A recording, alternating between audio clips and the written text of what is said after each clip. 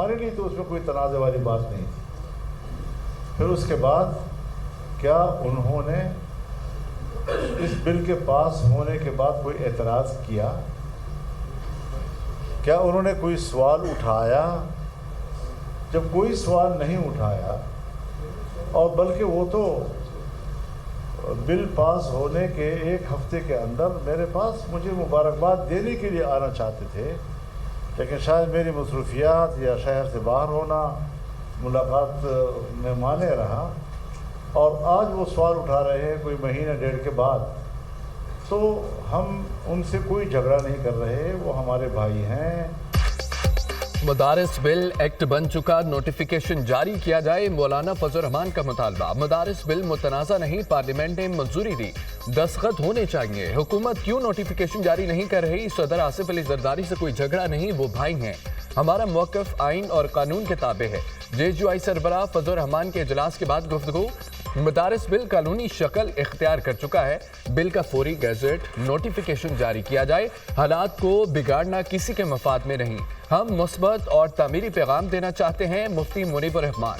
मदारिस bill पर गौर के लिए इत्तेहाद तंजीमात मदारिस का इजलास। मौलाना फजल रहमान, मुफ्ती तकी उस्मानी, मुफ्ती मुनीबुर रहमान की शिरकत। मौलाना हनीफ जालंधरी, प्रोफेसर साजिद मीर, अलामा अफजल हैदरी भी शरीक हुए।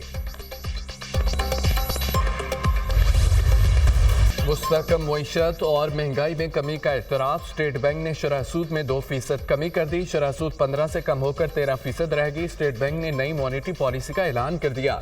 रवा माली साल शरह सूद में 9% कमी की जा चुकी। मुसलसल 5वीं बार शरह सूद में कमी की गई। मुआशी अदाद शुमार के तफसीली जायजे के बाद शरह सूद में 2% कमी का फैसला किया स्टेट बैंक ऑफ पाकिस्तान। वज़ीर आज़म का पॉलिसी रेट में 2% कमी का खैर मकदम। पॉलिसी रेट का 13% पर आना मुल्की मईशत के लिए खुशाइंद है। पॉलिसी रेट में कमी से पाकिस्तानी मईशत पर सरमायाकारों का एतमाद बढ़ेगा। पॉलिसी रेट में कमी से सरमायाकारी में इजाफा होगा। कम अफरात ज़र की शरह की बदौलत पॉलिसी रेट में कमी आई है। उम्मीद करते हैं कि आने वाले महीनों में अफरात ज़र में मजीद कमी होगी। मईशत की बहाली के हवाले से वफाकी वज़ीर ख़जाना और दीगर मुतल्लिका इदारों की कोशिशें लायक तहसीन हैं। वज़ीर आज़म शहबाज शरीफ।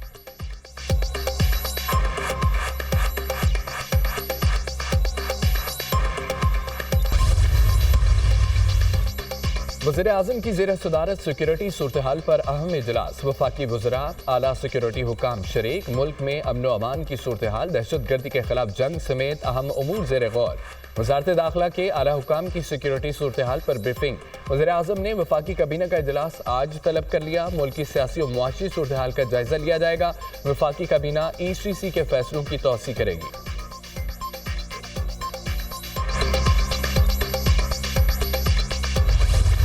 ख्वाजा आसिफ ने PTI के साथ मुज़ाकराती अमल को मजाक रात करार दे दिया।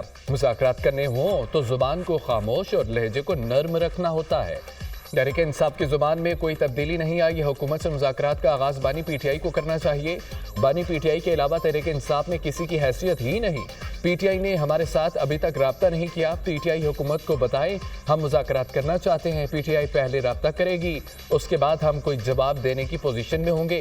देखना होगा PTI वाले 26 नवंबर से पहले किस जुबान में बात कर रहे थे। वफाकी वज़ीर दिफा ख्वाजा आसिफ की मीडिया से गुफ्तगू।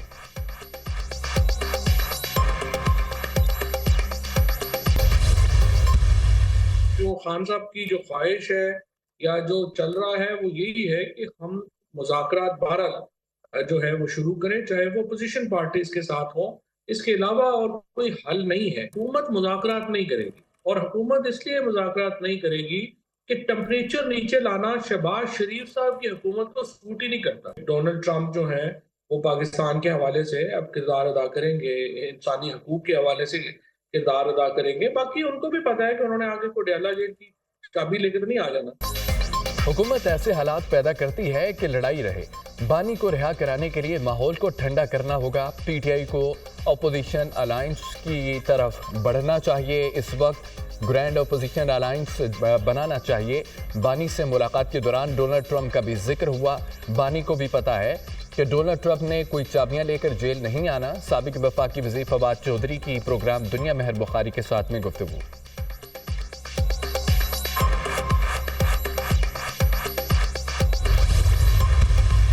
झूठ तब बोला जाता है जब आपको एग्जैक्ट नंबर نمبر نہیں پتا ہوتا اور آپ ایک بیانیہ بلڈ کرتے ہیں کہ یہ لاشیں اگر یہ واقعہ اصل ہوتا تو یہ 1 نمبر پہ بات کرتے, ان کے 10 رہنما 10 نمبر نہ دیتے کہ جتنی لاشیں گری ہیں یا اتنی گری ہیں, کیونکہ یہ جھوٹ پہ مبنی بیانیہ تھا.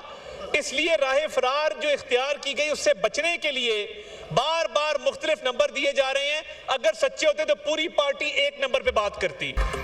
اسلام آباد میں ناکام احتجاج کے بعد پی ٹی آئی نے من گھڑت پروپیگنڈے کا سہارا لیا. لاشوں کے حوالے سے پی ٹی آئی رہنماؤں کے بیانات میں تضاد ہے. اسلام آباد میں لاشوں کا پروپیگنڈا کرنے والوں کے پاس کوئی ثبوت نہیں ہے. جب کرم میں لاشیں پڑی تھیں اس وقت علمین گنڈاپور وفاق پر لشکر کشی میں مصروف تھے.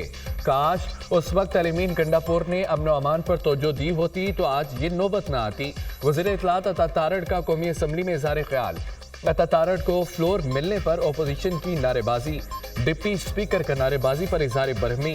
قیادت نے پی ٹی آئی کو ممی ڈیڈی سے دہشت گرد جماعت بنا دیا.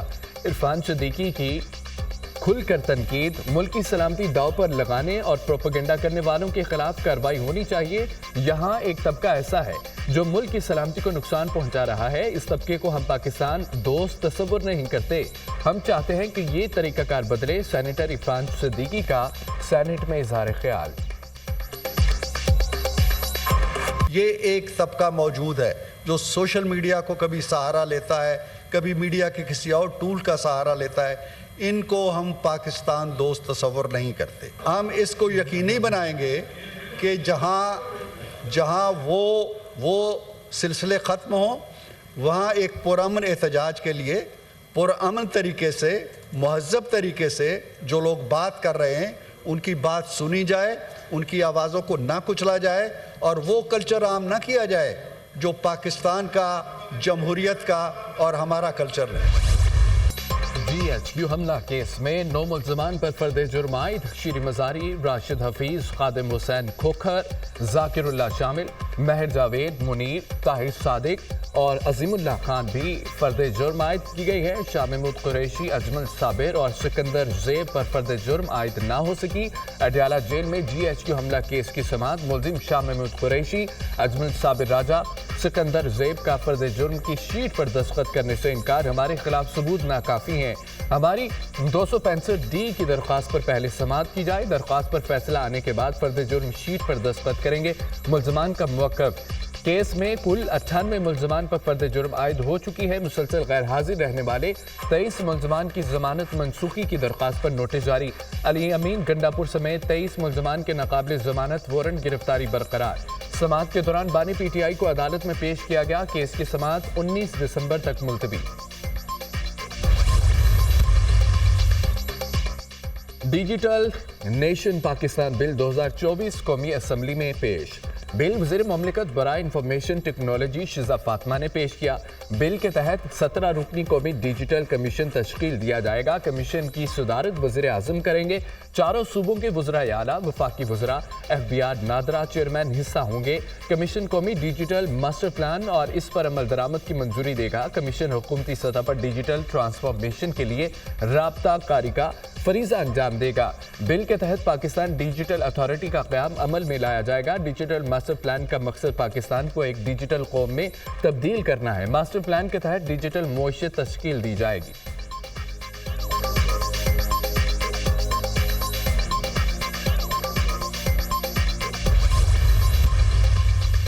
پنجاب اسمبلی میں ارکان کی تنخواہوں میں اضافے کا بل منظور. ایم پی ایس کی تنخواہ 76,000 سے بڑھ کر 4 لاکھ روپے ہو جائے گی. صوبائی وزراء کی تنخواہ 1 لاکھ سے بڑھ کر 9,60,000 ہوگی. اسپیکر پنجاب اسمبلی کی تنخواہ 1,25,000 سے بڑھ کر 9,50,000 ہوگی. ڈپٹی اسپیکر پنجاب اسمبلی کی تنخواہ 1,20,000 سے بڑھ کر 7,75,000 ہو جائے گی.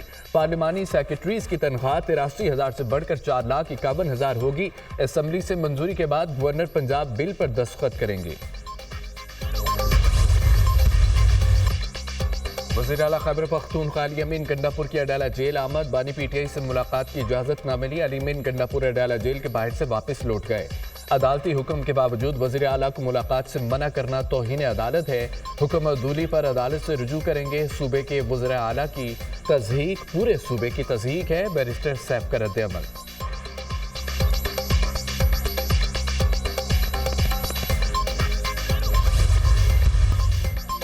سب سے پہلے پاکستان، سیاسی معاملات بعد میں۔ پاکستان کے لیے اپنا کردار ادا کر رہا ہوں، کرتا رہوں گا۔ جیسے میں نے کوشش کی، امید ہے ویسے ہی جمہوری معاملات کو جمہوری طریقے سے انجام دیا جائے گا۔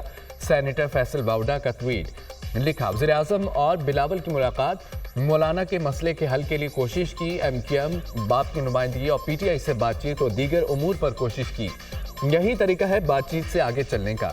امید ہے میری کوششوں کے بعد سیاسی جماعتیں ذمہ داری کا مظاہرہ کریں گی۔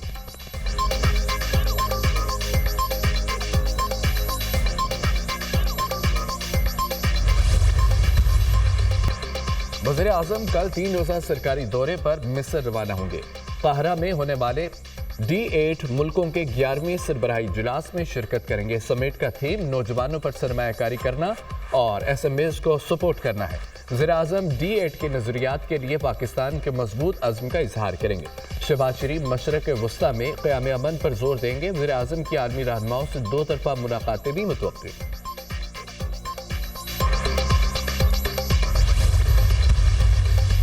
26ویں آئینی ترمیم کے بعد سوموٹو کی پاور واپس لے لی گئی۔ 26ویں آئینی ترمیم بھی کلائمیٹ فائنانس جیسا بڑا ایشو ہے۔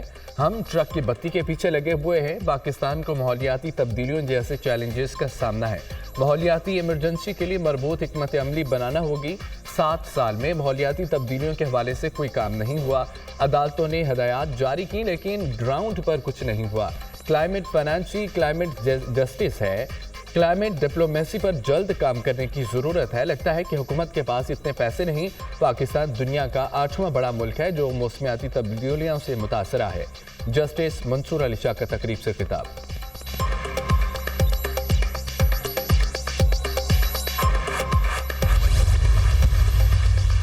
سپریم کورٹ کے عدالتی اصلاحات کے لیے online feedback form کا اجرا۔ چیف جسٹس یحییٰ فریدی کی زیر صدارت عدالتی اصلاحات سے متعلق اہم اجلاس۔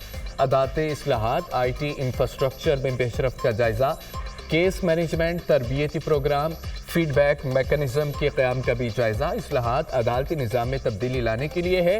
اصلاحات سپریم کورٹ سے لے کر ماتحت عدالتوں تک نافذ کی جائیں گی۔ چیف جسٹس کا عدالتی اصلاحات میں ججز، وکلاء اور عوام کے تعاون کی اہمیت پر زور۔ چیف جسٹس یحییٰ فریدی کا عدالتی اصلاحات کے تمام شعبوں میں ہونے والی پیش رفت پر اطمینان کا اظہار۔